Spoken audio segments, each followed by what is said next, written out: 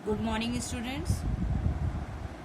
अभी तक आपने पाठ 5 पहली बूंद पढ़ा था। मैंने आपको बताया था कि किस तरह से सूखी प्यासी धरती पर बसंत ऋतु यानी वर्षा ऋतु की बूंदें पड़ती हैं, जिसके बाद उसके जीवन में अंकुर फूटते हैं यानी ज़मीन में नए फूल पौधों की शुरुआत होती है। उसकी प्यासी धरती पानी की बूंदों के लिए जो तरस रही थी वो उस पर बरसती है, और वो बूढ़ी धरती, जिसमें कवि बता रहा है धरती को बूढ़ी, वो बूढ़ी धरती को फिर से अपनी युवावस्था प्राप्त हो जाती है या इच्छा होती है उसके बाद। फिर मैंने आपको उसको बताया था कठिन शब्द लिखने के लिए, शब्दार्थ लिखने के लिए बताया था। उसके बाद कल मैंने आपको एक वीडियो भेजा था जिसमें मैंने प्रश्नोत्तर आपको बताए थे। अब मैं आपको इसकी एक्सरसाइज बताने जा रही हूँ, जो कि आपको अपनी कॉपी में करनी है। सभी बच्चे अपनी कॉपी में इसको करेंगे। पठित पद्यांश के आधार पर दिए गए प्रश्नों के उत्तर लिखिए। अभी तक आपने अपठित पढ़ा था ना, जिस बिना पढ़ा हुआ, ये पढ़ा हुआ पैराग्राफ है, यानी ये जो इधर आपने पढ़ा था पाठ, उसी का एक पैराग्राफ है 2, और उसी से संबंधित नीचे प्रश्न दिए गए हैं। तो आपको ये पैराग्राफ पढ़ के इसका अर्थ समझ के इन प्रश्नों का उत्तर देना है। बिजली के परों को स्वर्णिम क्यों कहा गया है? बादल धरती की तरुणाई को कैसे जगा रहे हैं? अंबर और जलधर की तुलना किससे की गई है? धरती की प्यास किसने बुझाई है? आप लोग इसको ध्यान से पढ़िएगा, और मैंने जो अर्थ बताए थे वो वाला वीडियो देखिएगा फिर से उसको समझ के उसके उत्तर लिखिएगा। और अगर किसी को नहीं समझ में आता है तो आप मुझसे पूछ सकते हैं, मैं आपको बताऊंगी, लेकिन कोशिश करिएगा पहले आप मुझे लिख के दिखाइएगा। नहीं होगा तो मैं आपको ज़रूर बताऊंगी। अब देख, सही विकल्प चुनकर सही का चिन्ह लगाइए। पहली बूंद के धरा पर आने का क्या प्रभाव पड़ा? अंकुर फूट पड़े। सबसे पहले क्या बताया कविता में? अंकुर फूट पड़े।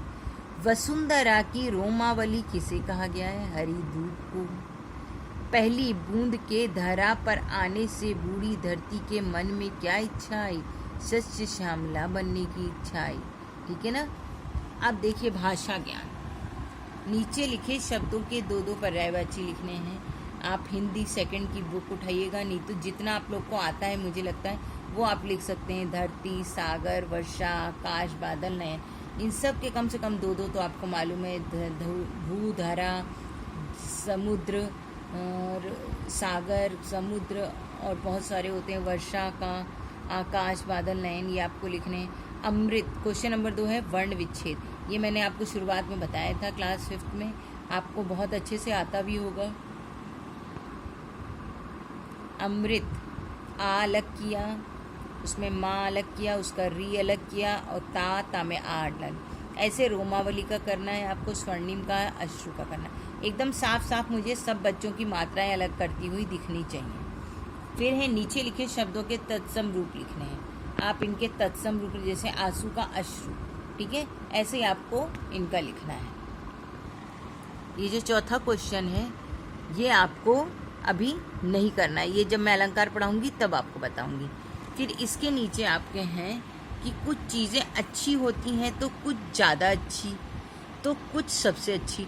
आपने जैसे इंग्लिश में डिग्रीज पढ़ी होंगी, है ना, सुपरलेटिव, कंपरेटिव, जैसे आप लोग ने इंग्लिश में डिग्रीज पढ़े हैं, डिग्री, वैसे ही ये है, कुछ चीज़ें अच्छी, कुछ ज़्यादा, और कुछ सबसे अच्छी होती है।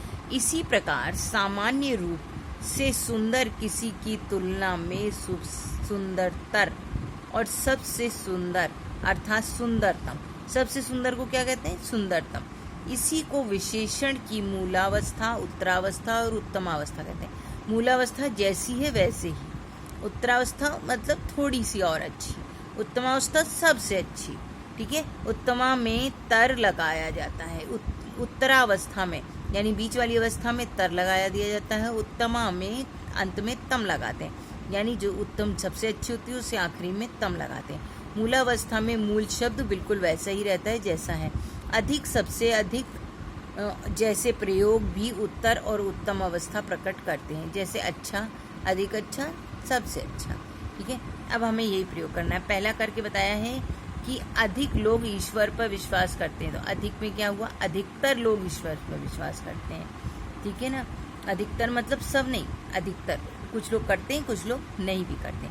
आज तापमान अपने उच्च स्तर पर है, तो क्या कहेंगे इसको, उच्चतम या उच्चतर? उच्च, आज तापमान अपने उच्चतम स्तर पर है, यानी सबसे ज़्यादा है, गर्मी हो रही। बजट के बाद रुपए की कीमत न्यूनतम स्तर पर पहुंच जाती है, न्यूनतम। प्रकाश की गति तीव्रतम मानी जाती है। रोमावली, रोम प्लस अवली।